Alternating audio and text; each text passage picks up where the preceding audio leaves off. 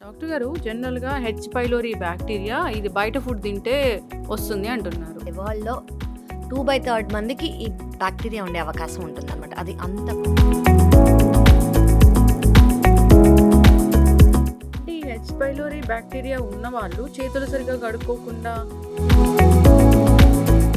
ఉంటే కూడా సో వాటిని టచ్ చేసి మళ్ళీ వేరే వాళ్ళు అంటే ఒకే ప్లేట్‌లో వాళ్ళు తింటున్న ప్లేట్‌లో కూడా మనం తిన్నాం అనుకోండి, వాళ్ళు యూజ్ చేస్తున్న ప్లేట్‌లో మనం స్పూన్ యూజ్ చేసామనుకోండి, వచ్చే అవకాశం ఉంది. కానీ ఇది వేరే వైరసెస్ లాగా చాలా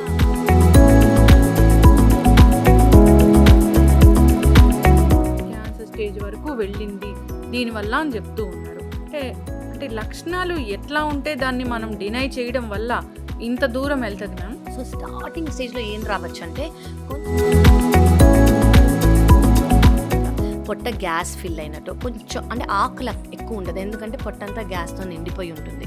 అదొకటి. సెకండ్ థింగ్ ఏంటంటే వాళ్ళు బయట జంక్ ఫుడ్ ఎక్కువ తినేటప్పుడు వాళ్ళు ఎక్కువ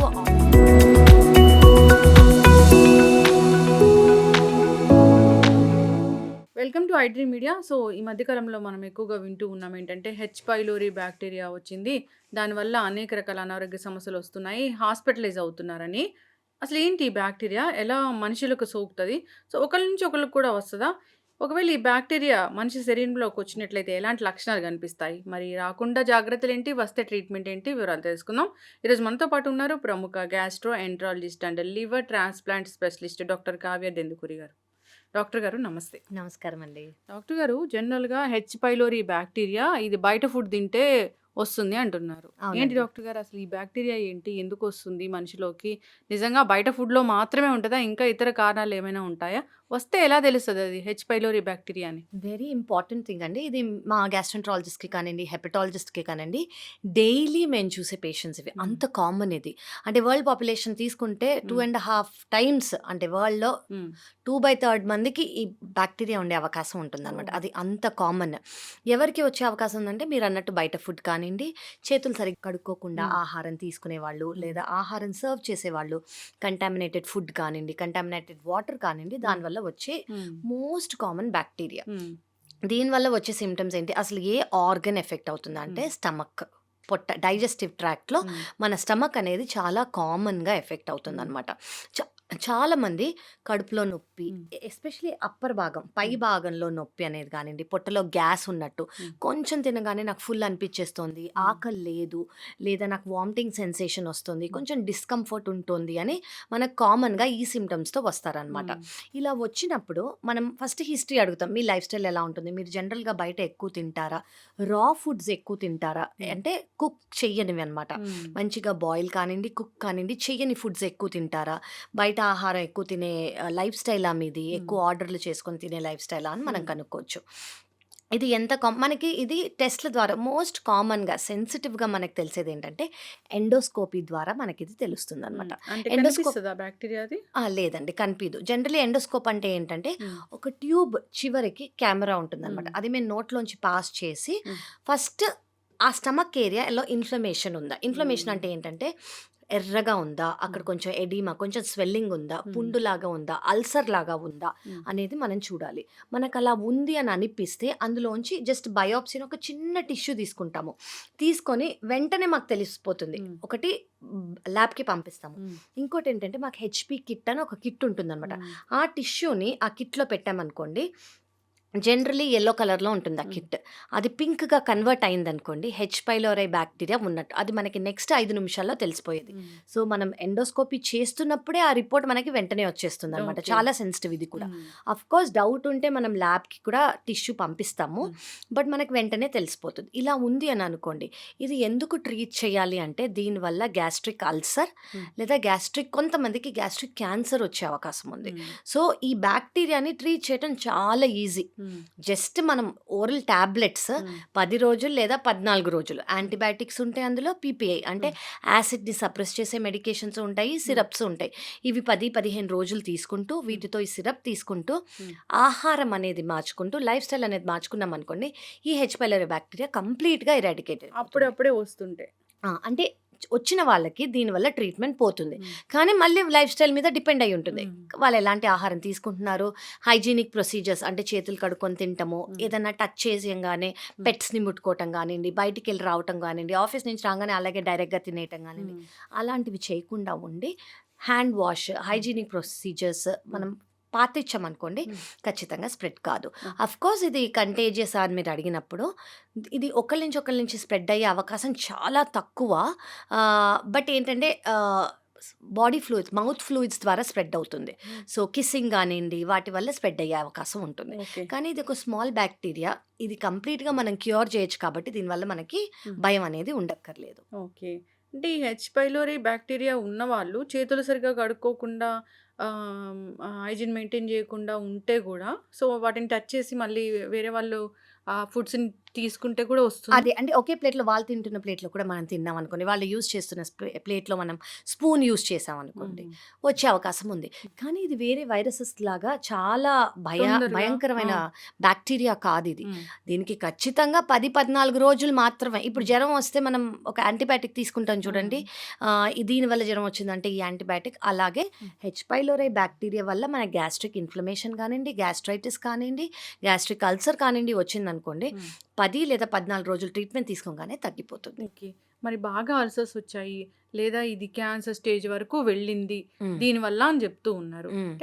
అంటే లక్షణాలు ఎట్లా ఉంటే దాన్ని మనం డినై చేయడం వల్ల ఇంత దూరం ఎళ్తది మ్యామ్? సో, స్టార్టింగ్ స్టేజ్‌లో ఏం రావచ్చంటే, హ్మ్. కొంచెం తినంగానే వాళ్ళకి ఫుల్ హ్మ్. అయిపోతుందనమాట. అంటే పొట్ట ఉబ్బసంలాగా, హ్మ్. పొట్ట గ్యాస్ ఫిల్ అయినట్టు, కొంచెం అంటే ఆకలి ఎక్కువుండదు. ఎందుకంటే పొట్టంతా గ్యాస్‌తో ఆ! నిండిపోయి ఉంటుంది. హ్మ్. అదొకటి. సెకండ్ థింగ్ ఏంటంటే, వాళ్ళు బయట జంక్ ఫుడ్ ఎక్కువ తినేటప్పుడు వాళ్ళు ఎక్కువ ఆలోచించాలి. ఓకే. నాకు హెచ్ పైలోరీ బ్యాక్టీరియా వచ్చే అవకాశం ఉంది.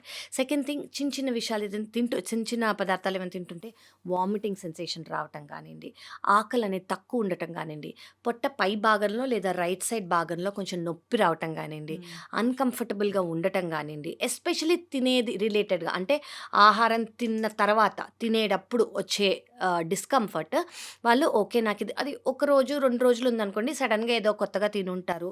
లేదా అలాంటి కారమైనా తినుంటారు. డీప్ ఫ్రైడ్ ఫుడ్స్ తినుంటారు అని మనం అనుకోవచ్చు.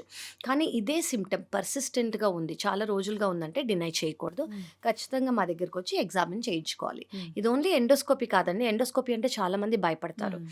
అఫ్‌కోర్స్ అదొక 1, 1 ½ మినిట్ ప్రొసీజర్ మాత్రమే. హ్మ్. కానీ చాలా మందికి నోట్లోంచి ట్యూబ్ పెడుతున్నామంటే భయం వేస్తుంది. హ్మ్. సో, వాళ్ళకి స్టూల్ ద్వారా కానియండి, హ్మ్. బ్లడ్ టెస్ట్ ద్వారా కానియండి, బ్రెత్ అంటే హ్మ్. మన ఊపిరి ద్వారా కానియండి, ఈ హెచ్ పైలోరీని మనం కనిపెట్టొచ్చు. హ్మ్. దాని ద్వారా కూడా మనం పాజిటివ్ వస్తే ట్రీట్మెంట్ ఇవ్వచ్చు. యెస్. ఇప్పుడు ఒక పొట్టలో క్యాన్సర్ వచ్చింది అంటే అది ఫైనల్ స్టేజ్ వరకు వెళ్ళినట్లే ఇంక ఈ అంటే ఇప్పుడు హెచ్ పైలోరీ అనేది దీని ద్వారా వచ్చే క్యాన్సర్ ఏంటి అంటే, ఒక నైట్‌లో, ఒక రోజులో వచ్చేది కాదు. హ్మ్. చాలా రోజులు వాళ్ళ సింప్టమ్స్ నెగ్లెక్ట్ చేసి, హ్మ్. ఆహారం, లైఫ్ స్టైల్ అనేది నెగ్లెక్ట్ చేసి ఎప్పటికో వచ్చేది. సో, మనకింత టైం ఉంటుంది. హ్మ్. అట్‌లీస్ట్ సంవత్సరాల టైం ఉంటుంది. హ్మ్. సింప్టమ్స్ నేను చెప్పినవి నెగ్లెక్ట్ చేయకుండా మా దగ్గరికి వచ్చారనుకోండి, మేము వెంటనే మాకు అర్థమైపోతుంది. హ్మ్. వాళ్ళు చెప్పిన సింప్టమ్స్ బట్టి, వాళ్ళు చేసే మేము హ్మ్. ఎగ్జామినేషన్ చేసేది బట్టి వాళ్ళకేముందనేది మాకు పూర్తి అర్థమైపోతుంది. యాంటీబయోటిక్సే ఇస్తారా? యాంటీబయాటిక్స్ ప్లస్ యాసిడ్‌ని సప్రెస్ చేసే మెడికేషన్స్ ఇదొక కోర్స్ అనమాట. కోర్స్. హ్మ్. సో, ఇది ఇచ్చి ఆహారం కొంచెం మార్చుకొని, హ్మ్. లైఫ్ స్టైల్ మార్చుకుంటే కంప్లీట్‌గా ఎరాడికేట్ లాస్ట్ అయిపోతుంది. టైమ్ నేను మీ వీడియో చేసినప్పుడు ఒబెసిటీ గురించి వీడియో చేసినప్పుడు దాని కింద రాసారేందంటే మ్యామ్ మీరు లివర్ స్పెషలిస్ట్ కదా! నాకు ఈ హెచ్ పైలోరీ బ్యాక్టీరియా వచ్చింది. హ్మ్. టాబ్లెట్స్ వాడాను తగ్గింది. మళ్ళీ వచ్చింది అని రాసారు. ఎందుకిలా జరుగుతుంది అని అడగమన్నారు. ఓకే. సో, అది ఎందుకు జరుగుతుందంటే మీరు చెప్పినట్లుగా లైఫ్ స్టైల్‌లో చేంజెస్ చే లేకపోవడం వల్ల. ఒకవేళ వాళ్ళు చేంజ్ హ్మ్. చేసుకోలేదనుకోండి, అంటే కొన్ని రోజులు పాటిచ్చారు. హ్మ్. వాళ్ళు బాగా అయిపోతారు. మళ్ళీ ఆ లైఫ్ స్టైల్ చేంజెస్ కానియండి, ఆహారం చేంజెస్ కానియండి, వాళ్ళు ఒకవేళ పాటించలేదంటే హ్మ్. మళ్ళీ వచ్చే అవకాశం ఉంటుంది. యెస్. ఖచ్చితంగా. కొంతమంది ఏంటంటే రెసిస్టెంట్ కూడా ఉంటారు. హ్మ్. అంటే హ్మ్. మనం ఫస్ట్ హెచ్ పైలోరీ బ్యాక్టీరియాకి హ్మ్. యాంటీబయాటిక్స్ అనేది ఒక కిట్ ఉంటుంది. హ్మ్. హెచ్‌పీ కిట్ అని ఒక హ్మ్. కిట్ ఇస్తామనమాట. పొద్దున 3 టాబ్లెట్‌లు, నైట్ 3 టాబ్లెట్‌లు. ఒక 20-30% మంది హ్మ్. లేదా అరౌండ్ చాలా తక్కువ శాతం మంది ఈ కిట్ నుంచి రెసిస్టెంట్ ఉంటారు. అంటే ఈ కిట్ ఇచ్చినా కూడా ఓహ్! వాళ్ళకి పని చెయ్యదు. సో, ఈయన ఆ రకమా?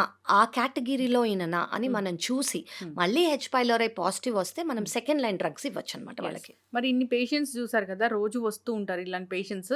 ఏ ఏజ్ వాళ్ళొస్తూ ఉంటారు ఇది ఎక్కువగా? నేను 18 ఏళ్ల నుంచి 75, 80 ఏళ్ళ వాళ్ళ వరకు కూడా చూసాను. ఆబ్వియస్లీ ఇది వీళ్ళందరూ లైఫ్ బయట స్టైల్ ఫుడ్. ప్రాబ్లమ్. అవును. కరెక్ట్. ఉమ్, ఇది లైఫ్ స్టైల్ ప్రాబ్లమ్, ఆహారం వల్ల వచ్చేది, హైజీన్ వల్ల వచ్చేది.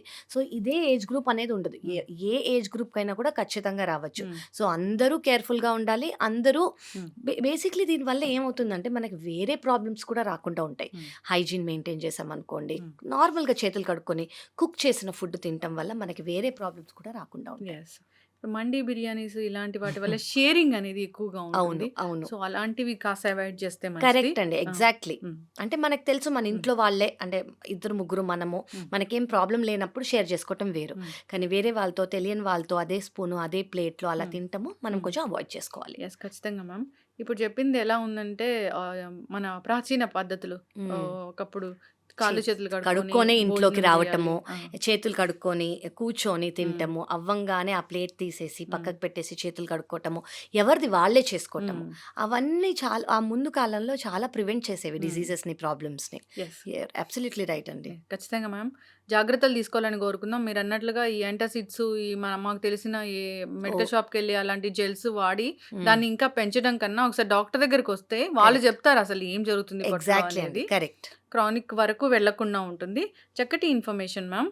అందరూ జాగ్రత్తగా ఉండాలని కోరుకుందాం. దీనికైతే వ్యాక్సిన్ ఏమి ఉండదు కదా? ఏమి లేదండి. హ్మ్. ఇది జస్ట్ 10 to 14 డేస్ ట్రీట్మెంట్ మాత్రమే. హ్మ్. ఆ 14 రోజులు తీసేసుకుంటే they can be safe. Yes. చక్కటి ఇన్ఫర్మేషన్ అండి. ఈ గ్యాస్ట్రోఎంట్రాలజీకి సంబంధించి కానీ, లివర్ ఇష్యూస్‌కి సంబంధించి కానీ మనం సీరీస్ కంటిన్యూ చేద్దాము. ష్యూర్ అండి. చాలా కామెంట్స్ వస్తూ ఉన్నాయి. చాలా ప్రాబ్లమ్స్ చెప్తూ ఉన్నారు. వాటిని మనం టాపిక్స్ లాగా తీసుకొని చేద్దాం. ష్యూర్ చక్కటి అండి. ఇన్ఫర్మేషన్ అండి. ధన్యవాదాలు. థ్యాంక్ యూ సో మచ్ అండి. Thank you.